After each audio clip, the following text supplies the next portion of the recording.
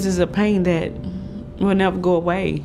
6-month-old Brandon Alex's mom had just left her nephew's funeral when her babysitter called. She said Brandon won't wake up. She was like, I've called 911. I'll keep calling them and they keep hanging up on me. Both she and her babysitter tried in vain to get through to 911. Once home, she found him barely breathing.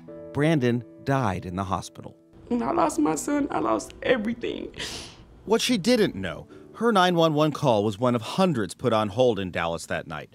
And just 1 month prior, Dallas police announced issues with multiple 911 hang-up calls made from phones without the user's knowledge. The city blames T-Mobile, which in turn blames failures in the city's antiquated 911 system, which couldn't recognize the false calls. They both agree what happened that night delayed responses to real emergencies. Emergency experts tell Scripps that decades-old infrastructure with limited call capacity has left much of the nation's 911 systems at risk and vulnerable to cyber attacks.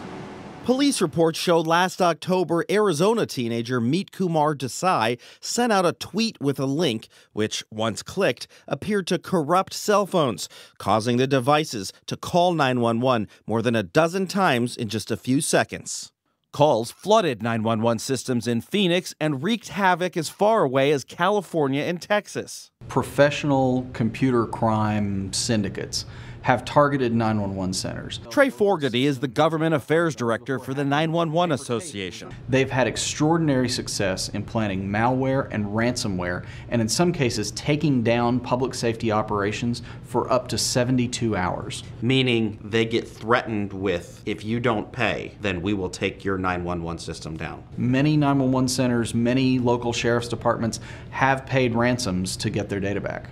Security experts and federal officials, though, want to upgrade to Next-Gen 911, a modernized system that increases call capacity and can tell the difference between fake calls and real emergencies. And every month, you pay a fee to support 911. But there's a problem. States are downright lying to consumers. He's FCC Commissioner Mike O'Reilly. Since 2008, the FCC found at least 24 states have diverted the 911 fees that consumers pay. They're collecting money, telling me it's for 911. And using it for something completely different.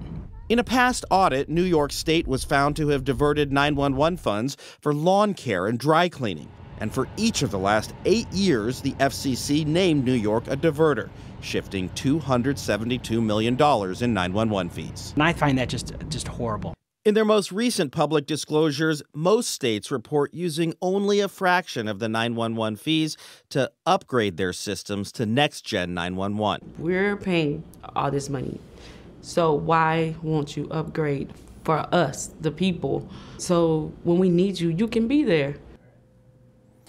FCC Commissioner O'Reilly tells me if this were private companies diverting 911 funds or putting lives at risk, as he says state governments have done, they'd have the book thrown at them by the feds, and in the worst cases, charged criminally. Mark Greenblatt, Scripps News in Washington.